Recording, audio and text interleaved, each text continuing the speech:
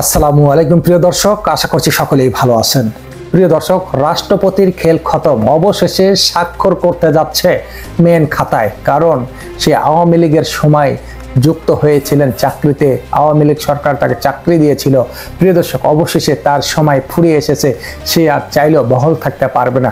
প্রিয় দর্শক, জামাত, এনসিপি, অন্যান্য দল কখনো চাইছে না রাষ্ট্রপতি তিনি এই ক্ষমতায় বা এই পদে থাক, কারণ তিনি আওয়ামী লীগের দোসর।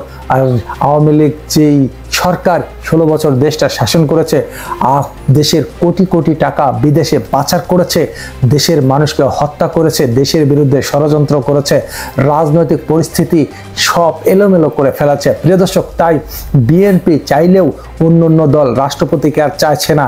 এখন এই মুহূর্তে বিএনপিও আর রাষ্ট্রপতিকে চাইছে না, কারণ বিএনপি চেয়েছিল রাষ্ট্রপতি যদি ক্ষমতায় থাকে তাহলে দ্রুত নির্বাচন পাওয়ার সম্ভাবনা রয়েছে, আর রাষ্ট্রপতি ক্ষমতা থাকলেই দ্রুত নির্বাচন সম্ভব, আর দ্রুত বিএনপি ক্ষমতা চায়। আর এই কারণে বিএনপি কখনো চায়নি রাষ্ট্রপতি ক্ষমতা থেকে অপসর নেও। প্রিয় দর্শক, অবশেষে এনসিপি, জামাত, চরমোনাইয়ের যত দল আছে সে দলগুলো সিদ্ধান্ত নিয়েছেন রাষ্ট্রপতিকে আর ক্ষমতায় রাখবে না, সরকারকে চাপ দিচ্ছে যে কোনো মুহূর্তেই এই রাষ্ট্রপতিকে ক্ষমতা থেকে বা পদ থেকে বহিষ্কার করতে হবে। কারণ এই রাষ্ট্রপতি আওয়ামী লীগের আমলের রাষ্ট্রপতি, আর এই আওয়ামী লীগ যেই দেশ থেকে যাকে বিতাড়িত করা হয়েছে, ছাত্রলীগকে নিষিদ্ধ ঘোষণা করা হয়েছে, হাজার হাজার নেতাকে গ্রেপ্তার করা হয়েছে, অনেক নেতা এখনো পালিয়ে রয়েছে, তাদের বিরুদ্ধে মামলা হয়েছে, তাদের বিচারের আওতায় আনতে হবে, এটা জনগণের দাবি। তাই এই রাষ্ট্রপতিকে যেভাবে হোক পদ থেকে বহিষ্কার করতে হবে এবং বহিষ্কার করার সিদ্ধান্ত নেওয়া হয়েছে। কখন বহিষ্কার করবে বা কখন করা হবে এই বিষয়টা এখনো সিদ্ধান্ত নেয়নি, তবে খুব দ্রুত সিদ্ধান্ত নেবে। কারণ এই রাষ্ট্রপতি সে শেখ হাসিনার সময়, আওয়ামী লীগের সময় সে দেশের বিরুদ্ধে ষড়যন্ত্র করেছে, দেশের কোটি কোটি টাকা পাচার করেছে, দেশের মানুষের যে সম্পদ সেগুলো ভোগ করেছে এবং দেশের মানুষকে হয়রানি করেছে, দেশে থেকে দেশের বিরুদ্ধে ষড়যন্ত্র করেছে, দেশের মানুষকে নিহত বা হত্যা করেছে।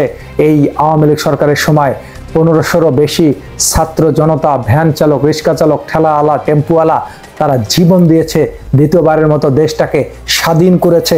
আর এই স্বাধীন দেশে কোনো স্বৈরাচারকে ক্ষমতায় রাখতে চায় না এনসিপি নেতাকর্মীরা, জামাতের নেতাকর্মীরাও।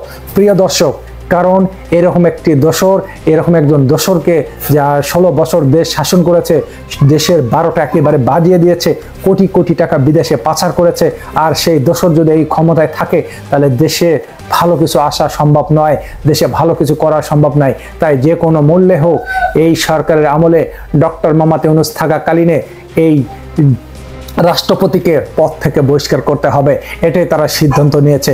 তিনি আর চাইলেও থাকতে পারবে না এই পদে, কারণ এই পদ থেকে তাকে বহিষ্কার করার সিদ্ধান্ত নেওয়া হয়েছে। আপনাদের সাথে আবারও দেখা হবে। রাষ্ট্রপতিকে আপনারা ক্ষমতায় চান কিনা সেটি কমেন্ট বক্সে লিখে জানাবেন। আবারও দেখা হবে নতুন কোনো ভিডিওতে। আমি এমডি রুবেল হোসাইন, আল্লাহ হাফেজ।